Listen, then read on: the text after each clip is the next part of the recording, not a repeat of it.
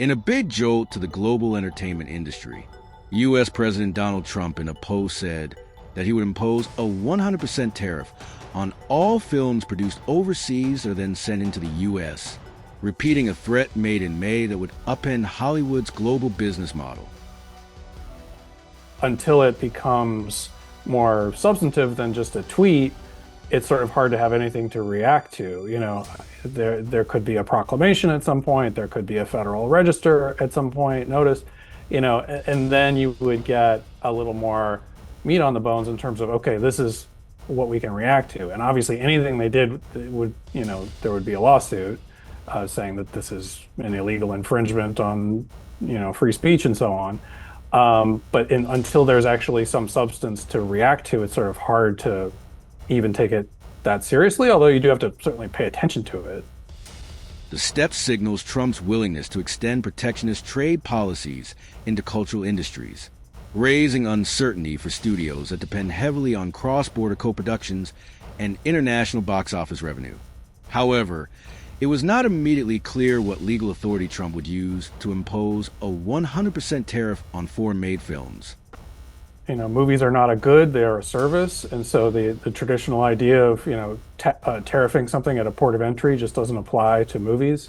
There's not really a price that is put on, when Disney makes a movie in the UK and then brings it to the US to edit it and then distribute it, there's not really a price that's put on the production value in the UK. So what exactly would you tariff? And there's been a suggestion of, well, maybe we would tariff the amount of the subsidy that the UK gives to the project, but that isn't the proposal that the president is talking about. So it's really unclear how you would even begin to do this. Earlier this year, studio executives said that they were flummoxed by how a movie tariff might be enforced, given that modern films often use production, financing, post-production, and visual effects spread across multiple countries. The president had first floated the idea of a movie tariff in May, but offered few details, leaving entertainment executives unsure whether it would apply to specific countries or all imports.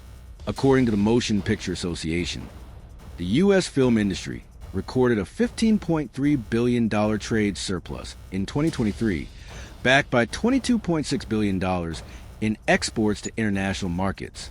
Hollywood has increasingly relied on overseas production hubs, such as Canada, the UK, and Australia, where tax incentives have attracted big budget shoots for films ranging from superhero blockbusters to streaming dramas.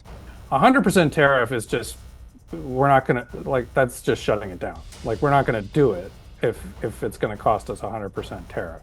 So the idea, one of the ideas that was sort of floated around the same time back in May was, this idea of we're going to tariff the foreign subsidy. So if Canada gives you $50 million to make a movie in Canada, we're going to have a $60 million tariff on that.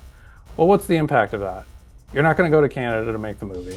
Anybody making a movie in Canada isn't going to bring it to the US. It's just going to cease that trade. It's just going to stop.